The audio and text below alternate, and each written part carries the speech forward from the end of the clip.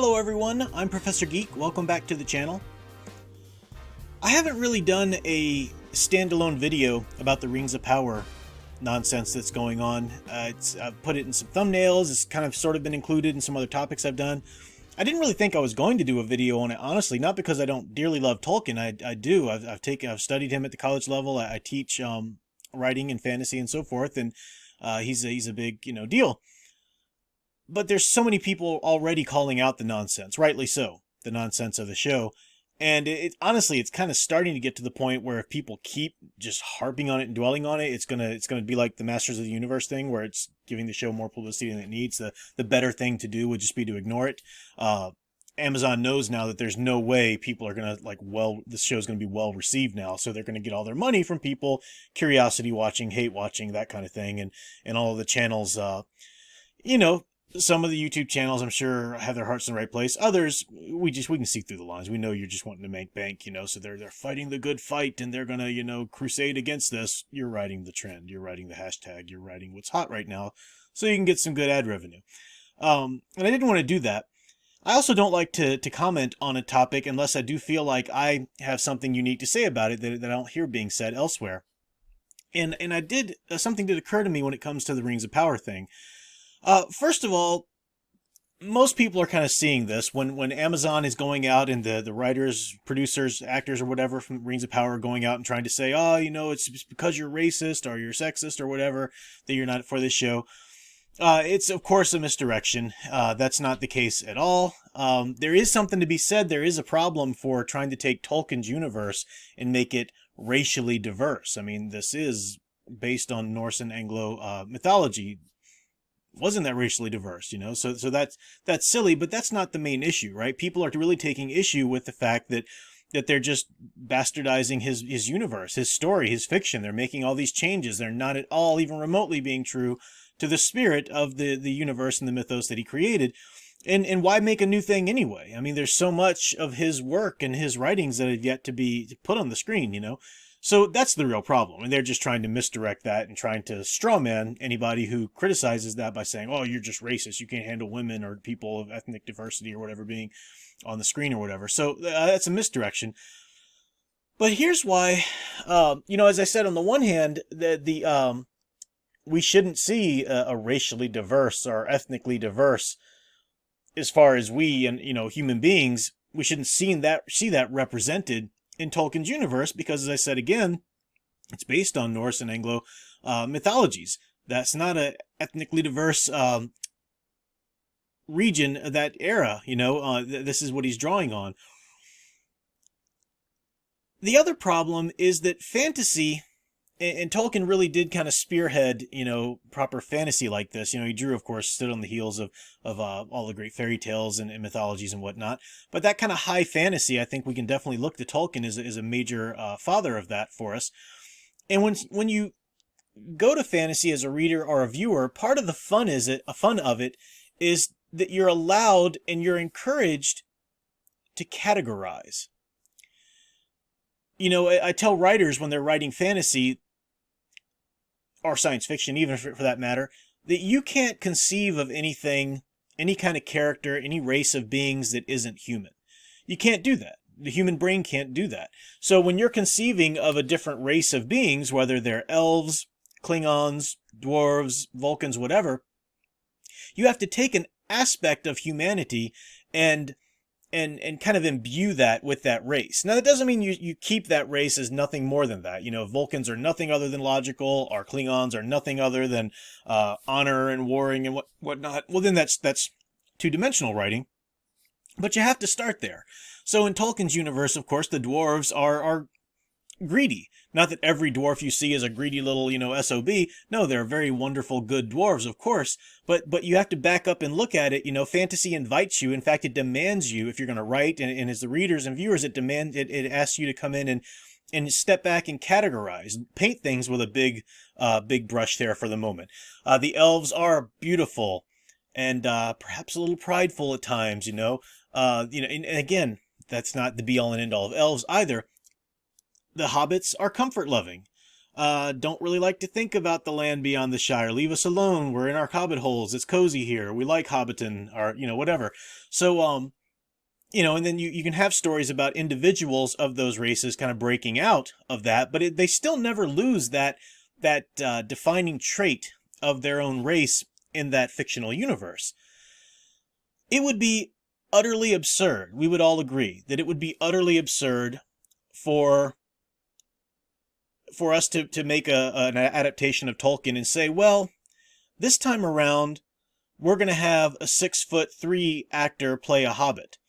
And not do any camera tricks or anything. We're just going to let a hobbit be 6'3" because, hey, what about the 6'3" people in the world? They're not seeing themselves represented when they watch Hobbit stories, and they've got to see themselves represented too. That's utterly absurd, right? Or somebody, who, somebody with the medical condition of dwarfism or whatever, a little person, in real life, would say, well, they should be allowed to play elves. Well, no, that's not. Tolkien doesn't write those kind of elves. Tolkien's elves are tall. But you're already seeing that kind of lines being blurred. Well, like, well, no. Everyone needs to see themselves represented. Everyone needs to see them. And we're talking about height, and you might think, well, that's kind of silly and absurd. No more silly and absurd it is than saying, well, we need to have my exact shade of melanin represented in every single race of Middle Earth, or I don't feel like it's for me then. It's not for me. I'm not. That is stupid. That is utterly stupid logic. It comes from the clueless academic ivory towers, clueless ivory tower academics, which is now trickled into main culture, into Hollywood and everything, this progressive nonsense. That's absurd, especially in the genre of fantasy, because you go to fantasy to find characters that aren't yourself, aren't looking like you, don't have your right ability, exact abilities and whatever. It's the fun of standing in another person's shoes like that. And then you do end up finding a lot of things internally in the characters with which you can identify. How many of us identify with Bilbo Baggins, even though we're not short, hairy-footed hobbits? We found the, we don't really, I don't like getting out of my comfort zone either and going on an adventure, but he did it, and, if he found the grit for it, and yeah, I can kind of identify with that and aspire to that, that's great. That's what fantasy's for. And it does invite some discrimination among the races of a fictional universe, as in terms of like dwarves versus elves versus whatever. Certainly the races themselves, the elves and dwarves don't get along. The races of the Ents, are the tree shepherds are very slow, very, that's not, think about it. If you're trying to project this sort of progressive nonsense, everything's equal, guys, it's all socially constructed, this would fall apart in a real fantasy. And a fantasy tried to be portrayed through that kind of lens is ridiculous, because you couldn't say that dwarves are greedy. Guys, no, that's not right. Dwarves like trees just as much as everybody else. It's not right to say that. No, that's not the universe. Dwarves in general are scared of trees. Dwarves in general like to stay in holes in the ground and tunnel and find their jewels, Elves like beauty, the aesthetically pleasing things. That's okay. It's okay to discriminate and categorize like that when it's in fantasy, because the reason for fantasy, the fiction, the genre of it, is that it lets you, as a writer, reader, viewer, whatever, take aspects of the human nature in general, but also just your own humanity, and recontextualize it. So you can take, perhaps your own desire for pretty things, or greed of jewels or whatever, or the love of comfort, when it comes to hobbits or whatever. You can take those little aspects of yourself, recontextualize it, or see it recontextualized in another character, so that it can be explored, so that Bilbo can show us how to actually break out of that incessant need and want for comfort, and maybe, accept a little pushing of our comfort zones and adventure now and then. Dwarves can be drawn out of the hole, like Gimli, drawn out of that for the greater good of Middle Earth, and how we see Gimli and Legolas create a friendship, despite, and it doesn't mean that Gimli loves walking through, Mirkwood or, Treebeard's Forest or whatever. No, he's terrified of it. He doesn't like it at all, but he's doing it for Legolas, and Legolas goes into the tunnels and so what. Somewhat, they can see the appreciation of it, but they don't change, that it's okay to categorize. in fantasy. Now, granted, it's okay to categorize in fantasy in a way that it's not okay. You shouldn't do that outside in your daily life to that extent. But you can go too far with that. I'm sorry, men and women are different. Men and women are different. The culture you grew up around is different than the culture someone else grew up around in a different part of the world. And if it happens to be racially dispersed in that people of a certain race grew up in that certain part of the world with that certain culture and that certain challenges or benefits or whatever, and people of a different race grew up in a different part of the world, for the most part, then yeah, that's a thing. Those are differences. Doesn't necessarily mean that the shade of their skin makes the difference at that point, but it means that, their culture does make the difference. Categorizing is okay. Fantasy tells us, and again, not to the point of prejudice, discrimination, where it becomes racism, actual racism or actual sexism, but to the point where it says, hey, it's okay to look at yourself, to look at humanity, see these different traits, see these different aspects, see where they come from, recontextualize them, figure out how to rise above them, how to work together within them. That's the beauty of fantasy. I mean, it's the beauty of fiction in general on one level, but fantasy genre really lets us heighten that. It lets us go ahead and create different races and different characters. Science fiction does this too to a certain degree, to explore those things. That's wonderful. So the very notion that, oh, well, we need to see, we need to break down all these boundaries within Tolkien, guys, because everybody's not being represented, and we need to see stories of a female dwarf being a hero, and we need to see stories, we got to make sure that everybody's covered, that's just an immediate clueless way of conceiving of Tolkien. That's not the fantasy genre. That's not Tolkien. That's an absurd thing anyway. It's absurd to think that you can't relate or be inspired by a character or a fiction if you don't see somebody who looks exactly like you in it or is abled exactly the way, right? Because right now the big push and the thing that everybody likes to see is, oh, it's about race. I've got to see somebody my race or my gender. Well, how far does that go? Does a disabled person need to see somebody?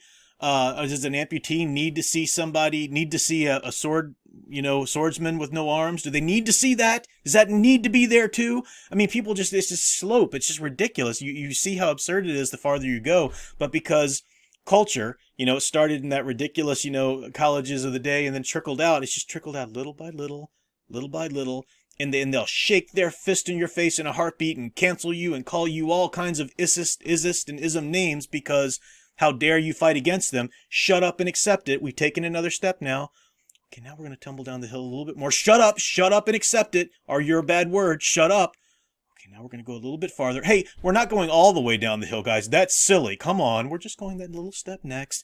Yeah, until a few years from now. It's ridiculous. And this is the very notion that they're doing this with Tolkien right now. The very notion that they're able to even get away with this. That it's actually a series that's going to hit Amazon Prime, that it's actually a series that I'm already seeing people go, well, we need to watch it and see what it's like. That's a testament to where our culture is right now. And I'm not just saying our culture in terms of what I'm saying is that people don't know what this fiction, what this mythology is supposed to do for us. People don't know anymore that when you go to the fantasy genre, it's there to be recontextualized. It's there to help you work out these different aspects of your own humanity, of humanity in general. That's what it's there for. People don't realize that. It's just some fun entertainment. Come on. It's there to make you happy. And if it makes you happy, don't let anybody tell you it's bad to... No, it's bad to watch. It's bad to sit down and eat cupcakes for dinner. That's bad for you. Objectively bad for you. It's objectively bad for your soul to tune into Rings of Power and watch it. Even if I'm watching it and reviewing it so you don't have to... No, BS. Stop it. Ignore it, guys. Stop giving it any attention. You won't, of course. Everybody's all set and they're excited to see the train wreck that this is gonna be, and I can't wait to tune into my 5 different favorite YouTubers and hear all of them say the same thing about the news that just came out. Ignore it. You're not doing anything but helping it. Alright, that's it. I'm going off on all kinds of tangents now. Anyway, wanted to say that. I'll be back for more later. Thanks for watching. Until next time, keep enjoying and digging deeper into the true blue hero stories you love.